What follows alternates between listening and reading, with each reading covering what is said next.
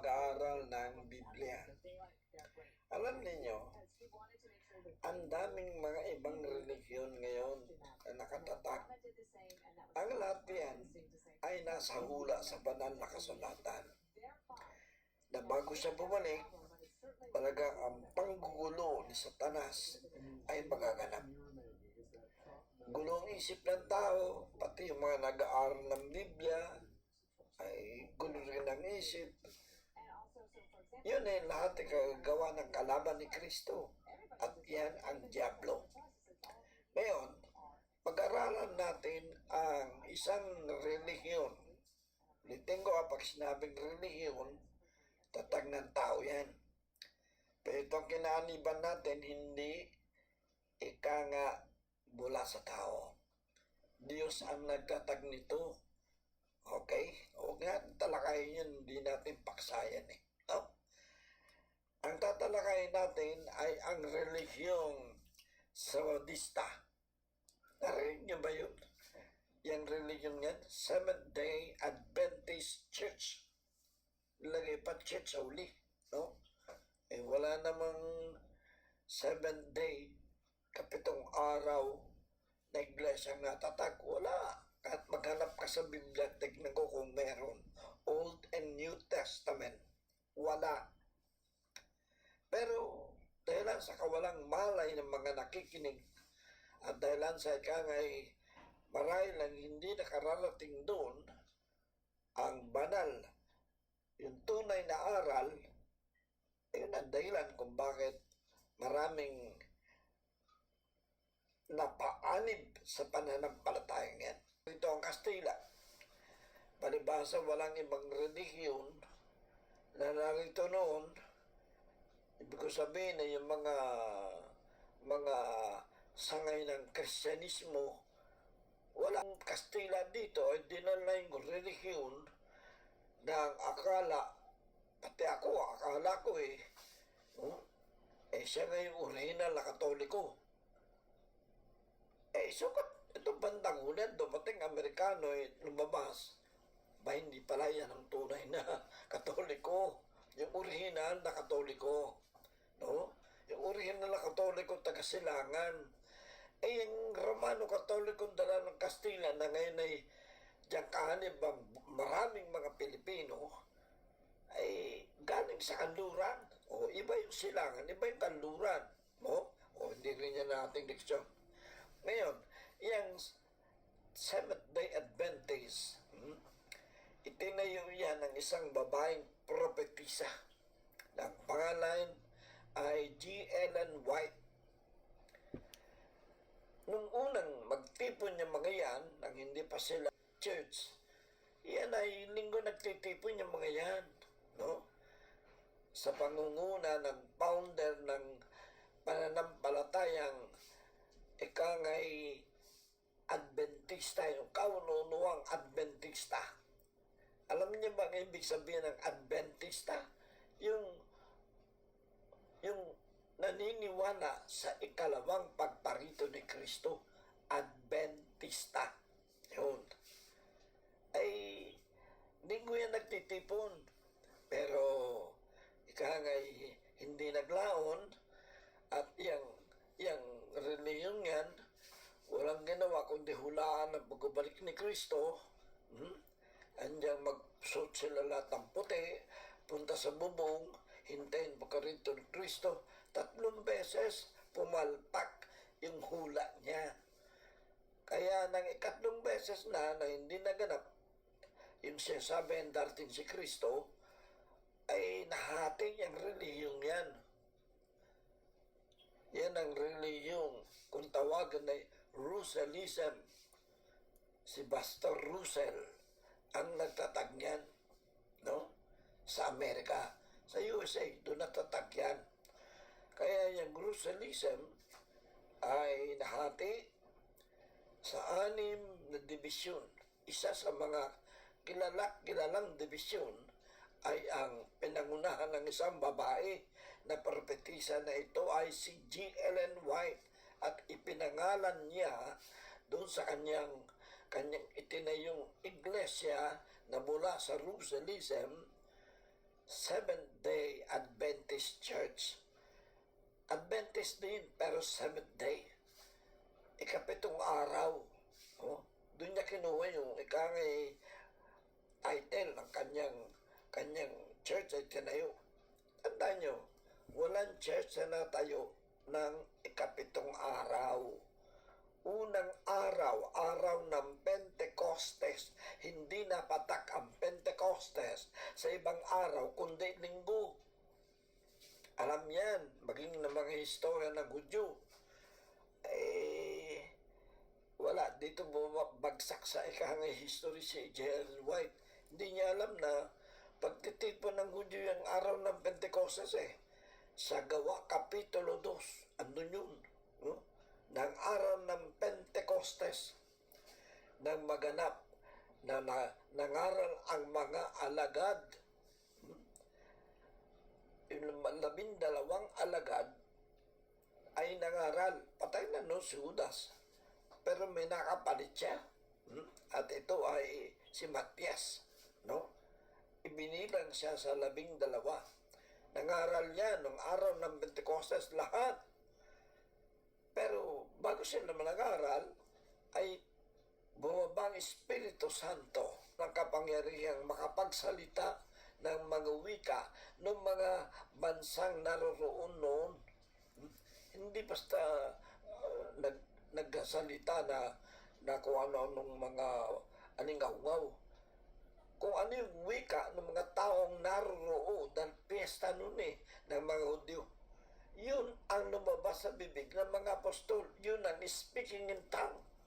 Pag sinabing speaking in tongue, kung ano yung wika, no? Mula sa kanilang dila, na naunawaan ng kapwa. Yun ang dahilan kung bakit binigyan ng speaking in tongue. Dahil yung manandun, iba't ibang wika, kaya gumamit ng iba't ibang wika. Hindi ka ngayon ng speaking in tongue Wala ka naman maintindihan, puro anigaw-ngaw. Ay, hindi yan speaking in tongue. Peke yan Sabi na, Brother Jerry, marunong ka ba mag-speaking in tongue? Bakit hindi? Gusto mo mag-speaking in tongue ako? Halalasik, halalamanda. Okay, tamo. Anong ibig sabihin nun? Narinig ko yan kay Eddie Villanueva. Narinig ko yan. Doon sa matanda na ngayon na El Shaddai. Halalasik, halalamanda. Ano yan? Anong lingwa yan? Ilocano? Bisaya? Ewan ko. Pinadinig ko sa kanila. Kaya marunong kong mag-speaking in tongue na katulad nila nag-speaking in tongue na hindi naman naintindihan ng mga tao na wala namang wikang ganon na ayon sa pagkawik ay speaking in tongue. Ibig sabihin in tongue, dila, salita na naintindihan, wika ng isang bansa o ng isang grupo ng mga tao o ng tao. Hindi naman wika ng tao yun Halalasik, halalamanda. Anong kwan yan? Wala. Anong nasyon yan? Bisaya yan? Hindi. Kita nyo? Ilocano, hindi rin. Ano yan? Baka mangyan, hindi rin. Igurot, hindi rin. Ano yan? Halalasik, halalamanda, sabi ni Eddie Villanueva, tsaka ng kwan, no? Itong leader ng El Shaddai. Yun ang totoo. Sa kanila ko nadinig yan. Kaya marunong akong speaking in tongue. Yung ginagawa nilang tongue. Ewan. Ngayon, ang Seventh-day Adventist, no? Ay, sabi ko natatag. At ang ito'y matatag, isang babae na humiwalay sa relihiyong nabanggit ko kanina, Pastor Russell. Kaya yung relihiyong tinatag niya ay Russellism, yung aral na yun. Nang siya'y manghula na dating si Kristo ay hindi naman tupad ng 3 beses, nagkawatak-watak ang kanyang iglesyang itinatag at ang isa sa mga iglesia na ikangay matagumpay naman na ngayon ay kumakalat sa buong sanglibutan, yan tayo ni G. Ellen White na Sabadista.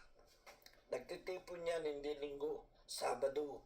Dahil ang katuwiran niya ay yun ay utos na hindi inalis, kundi nagpapatulog hanggang ngayon.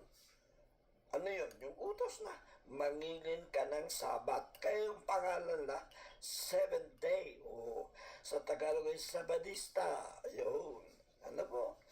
Yan ang pangluwalhati lang pangalan sa paniniwala nila.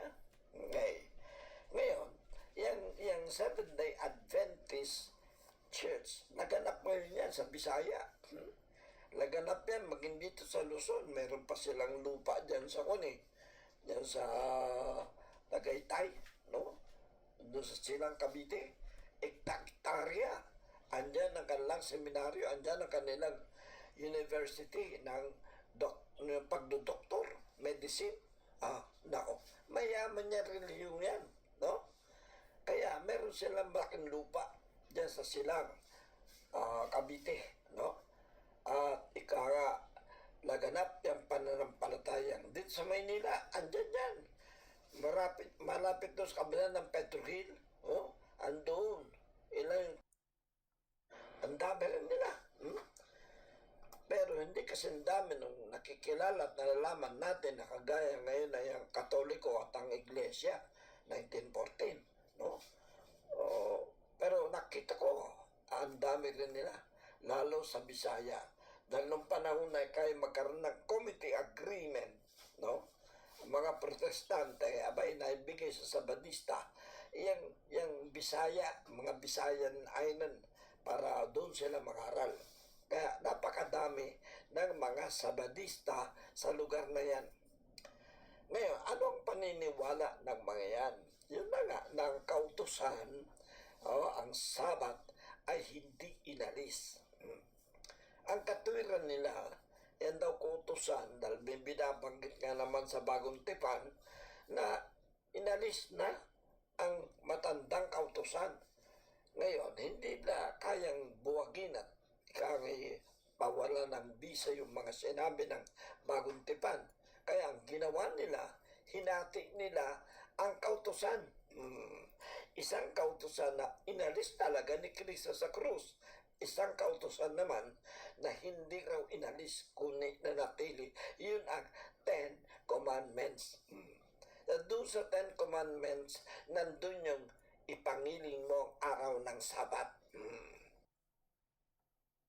Meron pa rin Sabat dahil hindi daw inalis yun. Pero yung inalis sa krus, yung ginanap sa krus, ay yun ang nalis. Ngayon, ano ba yung sinasabi nila na inalis at talagang nawala? Yun yung 5 aklat na sinulat ni Moses na kung tawagin natin ay Pentateuch. Yun ang Genesis, Exodus, Leviticus, Number, Deuteronomy. Yung 5 yun. Yun ang tinatawag nating Pentateuch. Ngayon, yan daw 5 yan ay aklat na nakalagay sa labas ng Kabanang Tipan. Alam mo yung Kabanang Tipan? Nung araw, yan, nga, ang nakalagay kung may altar. Nung panahon yun, yung Kabanang Tipan, andun sa unahan. No? Yan ang pinaka-altar nila. Yung labas ng Kabanang Tipan, nandun daw yung aklat na yan na kung tawagan ay ceremonial law. Ito namang kaban, may laman sa loob. Ang laman sa loob niyan ay yung 10 utos. At saka yung isang palayok na mana. No? May 3 yung laman yan eh. Ngayon, 10 utos nandun sa loob. Kung may pinalipas daw si Kristo ay yung nasa labas. Pero yung nasa loob, hindi pinalipas. Yun ang 10 Commandments. No? At doon sa 10 Commandments, nakalagay doon, ipangilin ang Sabat. Kaya may Sabat pa raw. Yun. Ngayon, kung ating sisiyasati ng banal na kasulatan, sumasangayon sila na may pinalipas at may nasangayon ding wala hindi pinalipas. Alin ang hindi lumipas? Sabi nila, yung 10 utos na nasa kaba ng tipan. Yun ang moral law. No, yung pinalipas ay yung nasa labas ng kaba ng tipan. Sorry, baka nagkamali ako. Nasa labas ng katipan. Makinig kayo Lalo yung mga nag-aaral ng Bible, yung mga pagkaraniwan natin miyembro, ay alam ko, hindi kayo interesado, tutulog na naman kayo. Sige, pag nakikita ko yung natulog dyan, tulugan ninyo bago pagka dumating na Sabado sa hindi kaya nakanganga kayo. Yung iba sasama aanib na dun. Pag binigyan ng 2 kabang bigas, kita ninyo. Ang kalaban natin ngayon yung antok yung tulog.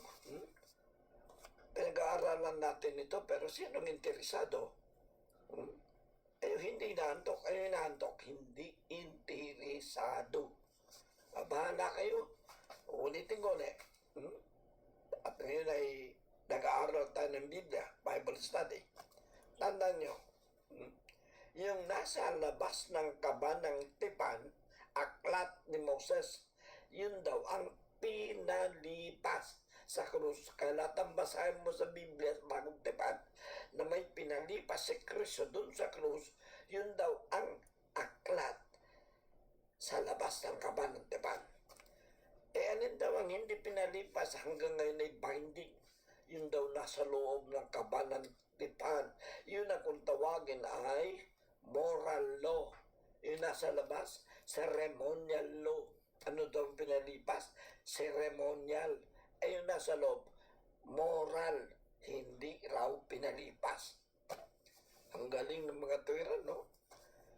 Para mailusot nila ang Sabat, hinati ang kautusan. Sabi ko, yan ang paniniwala ninyo. Pero yan sa paniniwala ninyong mga Sabadista, na yung aklat sa kaban, na labas ng kaban ng tipan ng pinalipas, babasahin ko sa inyo sa sarili ninyong bibig at kaisipan na pinalipas na yang sinasabi niyo hindi pinalipas. Yan aklat na nasa labas ng kaba ng tipan, ulitin ko Genesis, Exodus, Leviticus, Numbers, Deuteronomy. Yan daw ay ceremonial law, pinalipas. Kung mabasa ko sa inyo, na dyan sa 5 aklat na yan, 2 beses sinulat yung 10 utos sa aklat ng Exodus, Kapitulo 20, at sa aklat ng Deuteronomy. Yung 10 utos, hindi. Ay 2 beses na tala dyan. Kita ninyo. Sa sarili ninyong bibig, nahuli kayo. Lipas na yan 10 commandments. Ayon sa inyo. Ngayon, sabi niya, hindi rin pinalipas, inando sa loob ng kaba ng tipan. Yun ang 10 utos. Ang tawag naman daw nila ay moral law. Iba rin yung moral law sa ceremonial law. Ano yung moral law? Nga yung 10 commandments na nakaukit sa mga bato. Galing. No?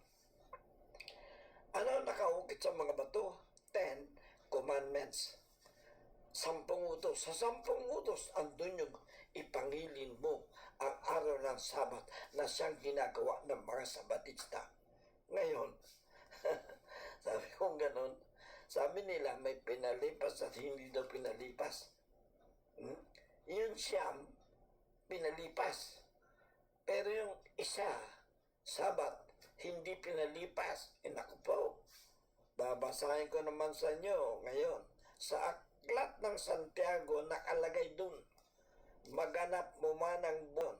Sa aklat ng Santiago, nakalagay dun, maganap mo man ang buong kautusan. Kung 10 man yan. Matisod ka sa isa, tisod ka sa lahat. Kita ninyo. Paano ngayon yan? No? Naganap na yung siyam, pero yung 10 naiwan. Maganap mo ito ang buong kautusan, matisod ka sa isa, tisod ka sa lahat. Paano ngayon? Tama ba ang pananampalataya at paniniwala ninyong mga Sabadista? Hindi. Hindi. Mahal namin kayo. Gusto namin maliwanagan nyo ang aral at turo sa Biblia. At kayo mga member dito, pangaral nyo ito. Ipaliwanag ninyo pag may sabatista lumapit sa inyo. Pero kung hindi kayo nakikinig at tutulog kayo dyan, wala kayong masasabi. Ano? Bakit? Tutulog naantok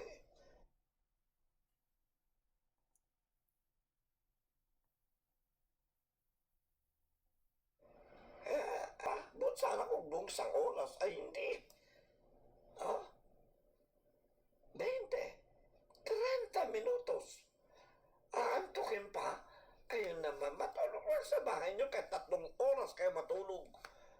At kung ayaw nyo na magising, bahala kayo. Matulog kayo, huwag na kayong gumising. Wala Checkpoint nyo pa rito. Dito kayo matutulog. Kung ano mangyayari sa atin ngayon, wala tayong natutunan. Okay, tapos na tayo. May natutunan ba kayo? Kung meron, kapatid, praise the maganda. Lord. Kung wala, sorry. Maganda, brother. Thank you.